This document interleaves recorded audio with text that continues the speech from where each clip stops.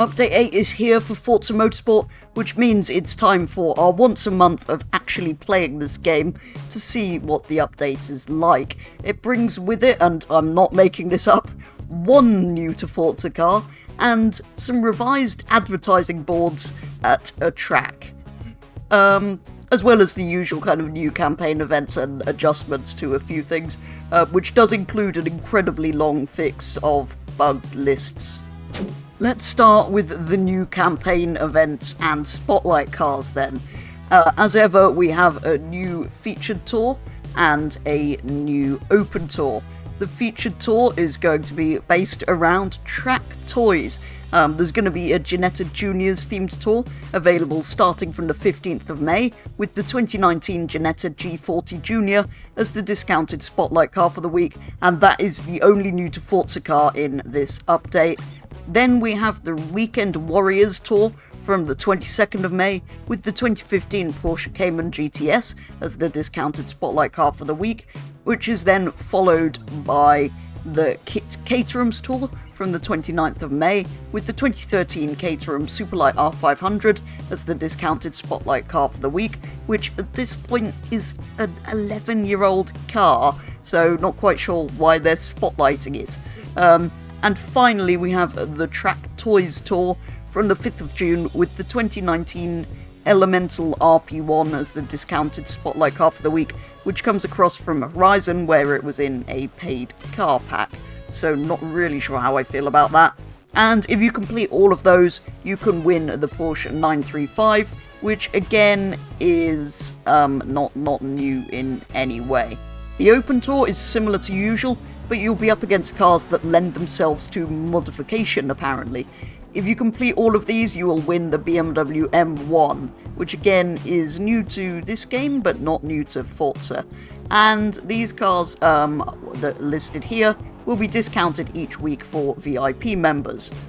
These are the rival events over the coming weeks, and these are the featured multiplayer events over the coming weeks. So for most of this video we have had Maple Valley in the background. Did you spot the updated signs? Apparently the Mobile 1 sponsor boards are all new. This, I assume, was supposed to make up for the lack of new track in this update. The developers though have promised that we will receive a new track again in update 9 in a month's time, but we don't know what the track will be yet. Now let's move to some of the more subtle changes and kind of some of the behind the scenes fixes and things as well then.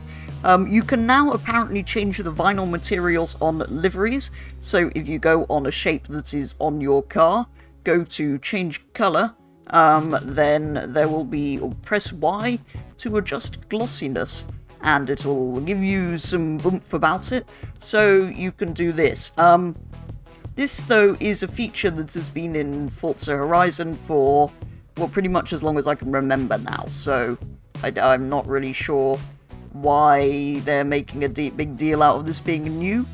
And apparently imported designs from Horizon 5, where we've adjusted the glossiness of the vinyls, will import with the same glossiness as they have in that game.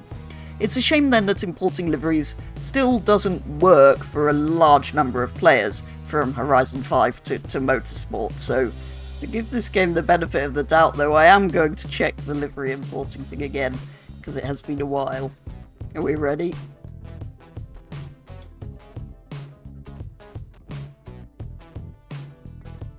They have also added a tyre wear scale option, which is super useful to both free play and private multiplayer, even if they have spelt tyre in the American way. Anyway, instead of how it was before, where you just had your set normal tyre wear, we can now adjust from anywhere from half tyre wear all the way to 10 times tyre wear, if we so wish, in our own free play and private multiplayer sessions. Featured multiplayer safety ratings have apparently also been updated to take a larger number of previous races into account for your rating, and they have allegedly improved the matchmaking algorithm too, so if you have an S safety rating for example, you won't be matched with E or D rated drivers. The KTM Crossbow GT2 and Lamborghini Essenza have been moved out of the Forza GT category and put in modern factory race cars instead, which kind of makes sense because they're not actually GT3 race cars or GTD like everything else in the category is. They're kind of track toys and a GT2 car. For some reason though, after removing those two cars that aren't actually GT racers, they then put the new 2019 Porsche 935 that comes over from Horizon 5 in that category, despite that not being a GT3 or GTD racer, being a track toy instead. But let's not worry about that. They will apparently further adjust these categories during the summer, so we might see that fixed. They have also reduced the amount of unnecessary braking from the AI, but it's been so long since I've actually done any races against the AI that I don't really have anything to compare that to, so I'm not really sure what I can do about that. So, although I didn't really have a benchmark for what the AI were doing before, because it's been so long since I've raced against them, I did decide it was worth going into one of the campaign events, actually one of the E-Class Open Tour events from the previous series, just to see how the AI behaved. But as you can see, I'm in a loading screen, which I've been stuck in for... Oh wow, it actually worked. I was stuck there for several minutes. I thought I was going to have to quit the game. Anyway.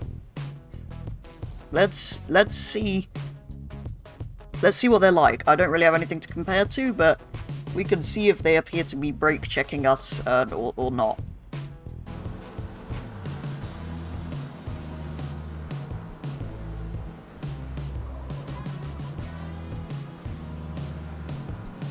They didn't really seem to brake more than necessary into the first corner there.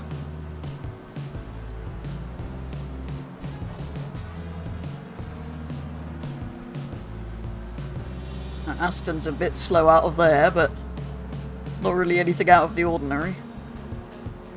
Let's see how they handle turn 1 on lap 2.